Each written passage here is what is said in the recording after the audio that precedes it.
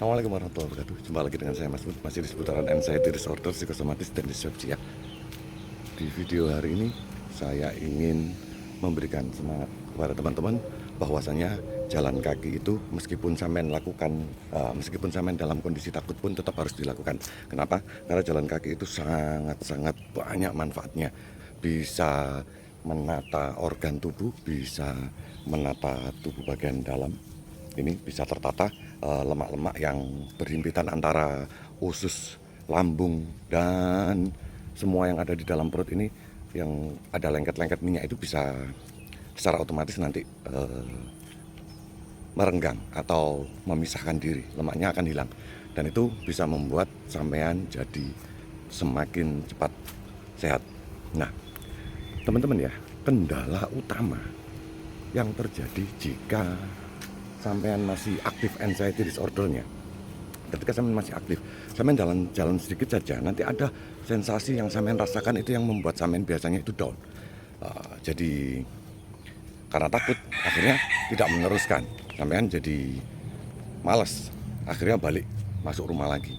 Sebenarnya begini teman-teman ya, ketika sampean jalan kaki itu ada ribuan saraf yang bergerak, otot sampean mulai ada peregangan, peredaran darah itu mulai aktif berjalan. Kenapa?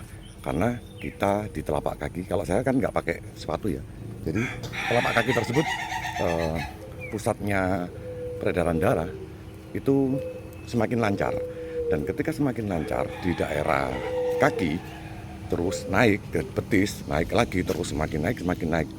Lah, jantung itu dengan kita jalan ini, jantung itu memompa darah ke seluruh tubuh. Jadi wajar teman-teman ya, kalau sampean masih apa istilahnya, kalau sampean merasa ada sensasi di tubuh ketika sampean lagi jalan kaki, ya itu wajar.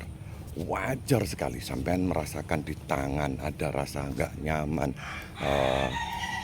seperti ada ser-ser atau apa di bagian punggung, di bagian dada, di bagian pinggang, bagian kaki, dan bagian manapun seluruh tubuh sampean akan terasa ada pergerakan saraf, otot, dan peredaran darah. Itu kalau untuk orang normal itu nggak ada masalah, biasa saja mereka. Tapi untuk teman-teman yang masih anxiety disorder, psikosomatis, dan dispepsia, itu bisa menjadikan ketakutan tersendiri ya.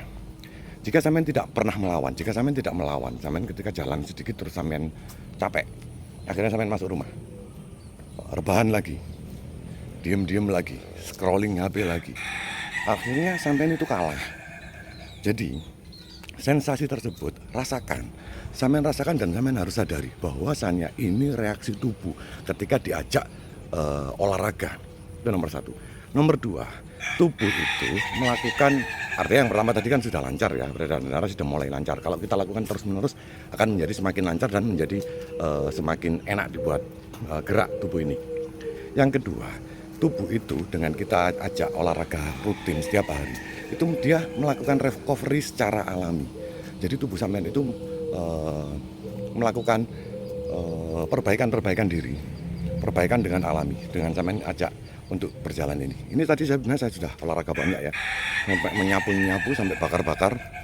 Saya bakar tadi, ini jalanan sudah bersih sekali, sangat bersih. Saya tadi olahraga pertama menyapu dulu. Setelah menyapu, bakar, baru saya lanjut dengan jalan kakinya. Karena tadi mataharinya masih belum ada, sekarang jalan kakinya matahari sudah ada.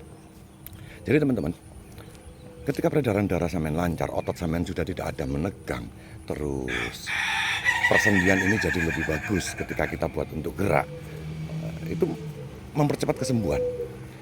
Jadi jangan sampai terjebak oleh rasa yang sampean takutkan, seperti ya nyeri-nyeri atau semacam darah jalan, itu sampean jadi bikin waspada atau takut. Sebenarnya itu kan efek normal ya, efek normal. Ketika sampean jalan kaki itu sudah jalan semua. Kembali yang kedua ya, tadi sudah. Yang kedua adalah tubuh itu recovery. Jadi percayalah, semakin sampean banyak jalan kakinya, yang sampean takutkan di dalam tubuh sampean itu akan hilang semua. Yang semula sampean merasa ada jenutan di sini. Ketika sudah lancar semua, sudah sampean aktif jalan kakinya di sini semuanya ya, itu akhirnya sampean jadi lebih lancar peredaran darah, otot dan lain-lainnya. Jadi sampean akan kehilangan sensasi jika sampean lakukan rutin olahraga paling tidak 30, kalau sudah levelnya 30 menit sehari, sampean akan merasa kehilangan sensasi dan sampean akan lebih tubuh sampean itu akan meminta untuk diajak gerak terus ketika sampean sudah jalan 30 menit sehari. Jadi itu manfaatnya yang kedua. Terus yang ketiga adalah selesai olahraga, pikiran kita jadi fresh. Kita dapat hormon endorfin dan dopamin. Itu yang bisa membuat melawan tingkat hormon stres kita. Jadi kita bisa mendapatkan sesuatu yang menyenangkan, bisa mendapatkan perasaan yang nyaman, dan sampean bisa ketika sampean sudah mendapatkan perasaan yang nyaman tersebut, sampean bisa dapat beraktivitas. Tubuh sampean ini akhirnya minta diajak untuk beraktivitas, tidak mau diajak diem-dieman akhirnya. Nah, ketika sampean sudah bisa diajak beraktivitas, maka kesembuhan itu semakin dekat dengan sampean. Jadi buat teman-teman ya yang masih takut tentang jalan kaki, ayolah, berdirilah, jalan kaki lah. Kalau ngomong, ya Mas Mut enak, lahannya seperti ini, itu kan hanya pola pikir sampean saja.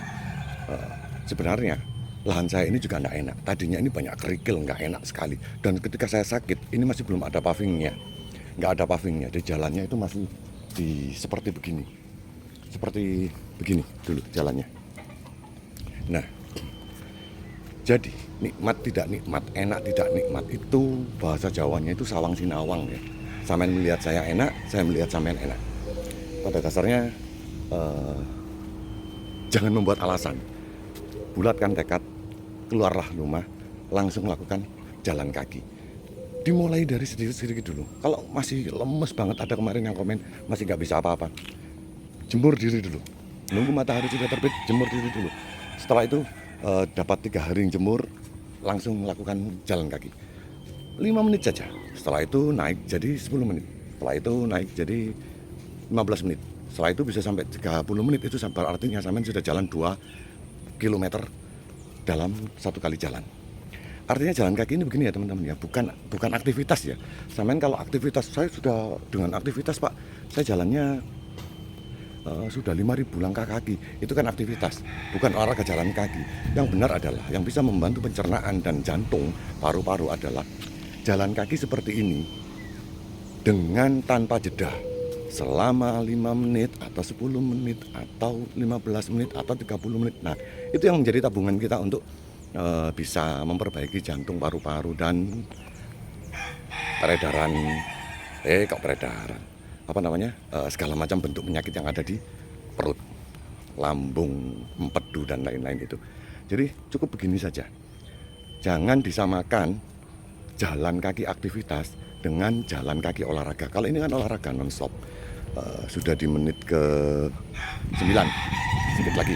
Jadi teman-teman, saya himbau, kalau sampean pengen cepat sembuhnya, sampean harus berani melakukan jalan kaki. Kalau saya sebentar lagi, seperempat jam, sebentar lagi saya lari cepat, karena sudah bisa. Jadi saya lari cepat, bolak-balik aja, lari cepat. Setelah itu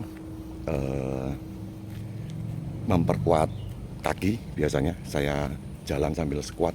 Setelah itu selesai, istirahat, duduk manis, minum air kurma lagi yang separuh dari tadi yang saya bikin, terus ngerokok, bersantai, terus mandi, sarapan, baru melakukan aktivitas. Badan ini sudah nggak mau diem ini. Kalau sudah berkeringat banyak begini sampai kucel banget begini, ini badan ini sudah nggak mau diem. Ini minta mandi, langsung minta gerak.